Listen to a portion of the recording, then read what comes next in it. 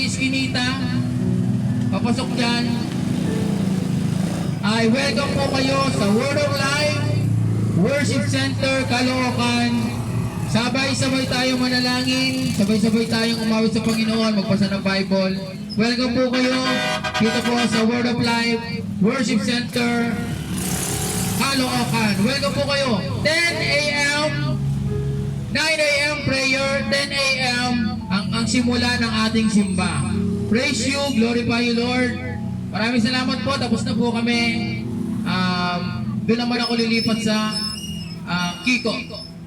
God bless po. Maraming salamat. Thank you po.